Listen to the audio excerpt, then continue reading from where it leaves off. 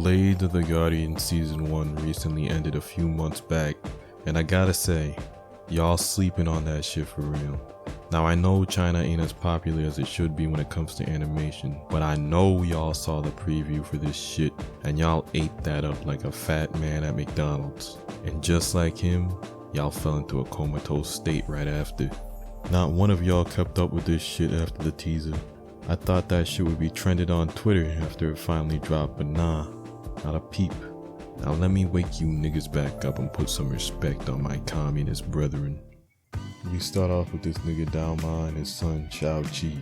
They pull up to a tavern filled with a bunch of bandit niggas, and these bandits talking kinda heavy. Daoma recognizes the leader of these chumps, and he's fiending for that cannon fodder bounty money. Was even willing to cut this nigga a deal, but he ain't wanna take it. This dude ain't even him. If you got a posse of dick riders with you, you know you ain't him. Daoma knew that shit too. That's why he stabbed him right in the middle of his weak ass delinquent script. This man's told his son, close your eyes and count to 9. And after that, it was a wrap for every nigga there, cause this man instantly went to bat and smoked each of them one by one. Get a good look at this choreography too. There's no reason they had to go off so hard just for some cannon fodder. Mans knew he was the shit and wanted to show off. So after killing all his goons in cold blood, the head honcho finally agrees to the deal. Bro lost his whole posse just to pay that shit anyway. Fake ass nigga could've had all their asses spared. This man Daoma takes the money and hits the road. We soon find out that there are these creatures called Rakshasa. Shout out to Rakshasa Street cause y'all sleeping on that too. And they're out here killing niggas passing through the desert. They bump into some survivors and this nigga got his whole face eaten off. Shit's tough. Daoma ain't even trying to deal with that shit for free 99 though, and he finna leave. But of course his penny pinching ass sniffs out a bounty and he changes his mind. Now they go into town to meet up with an old friend, and we find out this nigga Daoma is collecting these bounties to pay him off. Hold on a minute though, this nigga's daughter is fiending over Daoma. She must be crazy into DILFs. I mean, we all got that one friend who's on that DILF hunt. Chances are one of y'all's watching right now. Enough of that tangent though, this old ass nigga Chief Mo gives Daoma some info on where to find the bounty he's looking for, and Daoma heads out hoping it'll help him pay off his debt. When he pulls up to the town, it's clear this place ain't no safe haven. So this man stops at an inn and immediately gets to investigating. But the same lame ass cannon fodder nigga is there thinking he's him. Bro, you were not him. Daoma doesn't really get much info from the inn but decides to stay the night. The owner looks kinda like a bitch though. His son don't even respect him. But really it turns out he ain't pulling in enough money to afford water nor his taxes. You know the Chinese IRS ain't playing with his ass. I'm not gonna lie, this bummy ass kid needs a beating. He might not be making the bank, but he's working his ass off to support his family, and I can at least respect that. Right when he's about to leave, Daoma pulls back up and tags along cause he wants to see the town's hot springs. So he leaves his kid at the inn and runs off with some milk. I mean, he goes to take a nice bath and possibly get some more information. This shit's kinda gay though, cause as soon as he gets in the spring, he's immediately tackled by some booty butt naked niggas. Looks like he finna get some milk after all. But nah, of course he beats the shit out of him, till the governor pops his gay ass up and is like, let that dilf alone. So they change locations, and this dude says some sus shit. I want you, Daoma, head ass. Of course he rejects his sorry ass and heads back, but while he was gone we find out the inn owner is being heckled by his debt collectors to bring them that bread. His sorry ass doesn't even try to fight back. Instead he runs to Daoma and begs that nigga to kill him and share half his bounty with his family. They even show a flashback, but of course that nigga Daoma don't believe his bitch ass is the guy he's looking for. Anyways, Daoma heads back for some rest. But lo and behold, that zesty nigga was not letting him go. If I can't have you, no one can, head ass. Yet again, Daoma has to teach these sorry ass niggas he's him. Folds all them bitches. Meanwhile, downstairs, the debt collectors are back and they ain't taking no for an answer. But they made one fatal mistake. They tried to put their hands on the inn owner's family. And if you've seen Fast and Furious, you know not to touch a nigga's family. He takes out his dull blades and gets to slicing all them niggas up. But nah, hold up. How you gonna tell me now his son is finally respecting him? This nigga literally takes beatings on the regular just for your goofy ass, and now you wanna respect him after all he's done for you? Biggest L of a son I've seen. Then Dalma pulls up and realizes his real nigga senses were off. Must have been all the zestiness in town fucking him up. You'd think they'd get to scrapping, but nah. This weak ass nigga is still trying to cut a deal with the biggest penny pincher in town right now. You'd think Mr. Krabs was a spirit animal for real.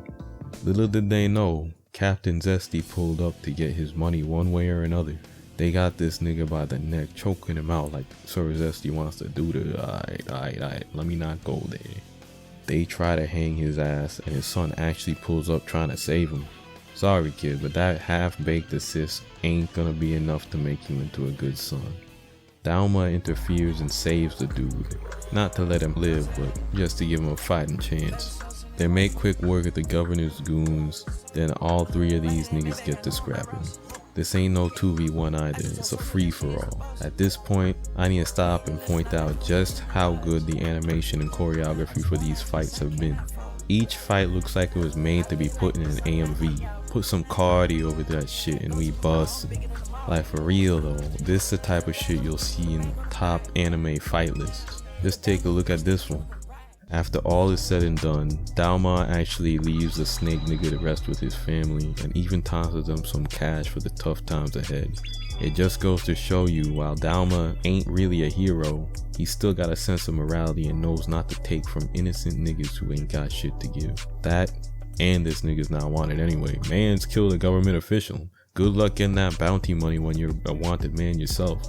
On his way back to old man Chief Mo, this nigga Dalma is being chased through the desert by bounty hunters. To be honest, I was expecting a lot more CG for the horseback scenes. If you know anything about animation, you'll know 2D animation with horses ain't the easiest to get right.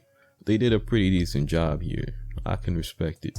Anyways, this nigga Dalma gets his ass saved by Ayuya and her tribe. I gotta say it, even though she's simping, she's way more useful to the plot than bummy ass characters like Sakura from Naruto or Keiko from Yu Yu Hakusho. If you want to know how to write a strong female character, look no further than here. So they go back into town and go meet an esteemed guest.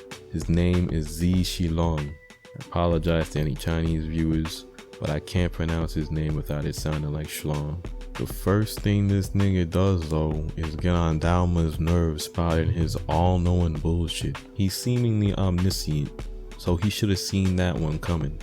But nah, I know he seems like a literal clown, but I'll give this nigga some respect. He's actually one of the most interesting characters in the manhwa, and the Dongwa here actually translates that pretty well. Turns out Chief Mo wants to send Dalma to escort Z Shilong and Ayuya to Chang'an, a destination he was headed to anyway. They head off and we find out Z's goal is to subvert the ruling power and essentially start a revolution. This nigga sure dreams big given his scrawny ass. And all his talking has Ayuya question how this clown's gonna achieve his goal. This is actually the perfect time to go on another tangent and talk about how good this show is at establishing complex characters with different goals. Z Shilong is a nigga who's seen a lot of shit and knows a lot of shit. Stuff your everyday nigga ain't gonna know or see. It's this insane level of knowledge and experience that fuels his ambition and will lead him to his goal. Contrast that with Ayuya. She's a fine young woman who was raised in a pretty sheltered environment, what with her father being of high status and all. Sure, she knows how to fight and protect herself, but she doesn't know much about the outside world, and overall she's lacking in experience compared to other characters. So her mockery of Z's goal not only makes sense given her perspective, but it's kind of ironic too. I don't know, maybe I'm just reading too much into this shit though. From here we cut to the Emperor's palace and we see some government officials on their knees begging this nigga to halt construction of the Great Wall and help them. Pause, cause that shit was kinda crazy. Anyway, this nigga ain't trying to help no one. Instead he sends his big ass tiger out to eat them niggas. What in the tyrant is this? Nah, but he spares one of them cause this nigga ain't say a peep yet. Instead of complaining about the sake of the people or whatever, he reports to the Emperor that this nigga Z Shilong is on the way to Chang'an. It's here we see the Emperor is one scary ass nigga, and it ain't just cause his drip is horrible. He has niggas hallucinating thinking he's a monster. I would too if I saw this man stick a tiger on a couple of niggas just for begging for help. I don't know how this old nigga ain't shitting and pissing right now. That shit's crazy. Anyway, this shit works and the emperor promotes the Dusty Bones nigga to the assistant minister of the region so we can sort out the Zishi Long situation. Meanwhile, our main crew is traveling through the desert and this is where they get a peek at a horse carriage. In that carriage, we see this white-haired nigga having folks chained up like it's a BDSM session. Not like I know anything about that. This bitch tries to seduce this nigga, but he ain't having it. Suddenly out of nowhere, these niggas get ambushed. Our main crew hears this and decides to check it out in case they can take the carriage. This is where the Rakshasas from earlier come in. So there's essentially this cult of people who worship the Rakshasa. So they be jumping niggas in the middle of the desert and sacrificing them. So in addition to actual Rakshasa, folks traveling across the desert need to beware of these cannibals too. This is not a world I'd want to live in. Anyways, this white-haired Zuko nigga actually does a decent job of holding out, but it's clear he's at his limit. That's when Dauma pulls up and offers him a deal. You let us ride in your carriage, and I'll let you use our horses to pull it, and even help you kill these fools. This nigga doesn't want to take the offer at first, but he can't hold out forever, so the girl he's got accepts the deal for him. After slicing up all the cannibals, they introduce themselves and we find out the girl's name's Yan Xingyang and the white-haired dude you guys are simping for, his name's Shu. After this, we get a flashback revealing some of Shu's background. Turns out he wanted to start some kind of business, and in order to get this old nigga's financial support, he went out to capture Yan Xingyang and sent her back. So cut back to the present and we see the assistant minister is actually getting to work. He calls a meeting between him and the 5 families of the desert and basically tells them to submit to the empire and integrate as a part of their society.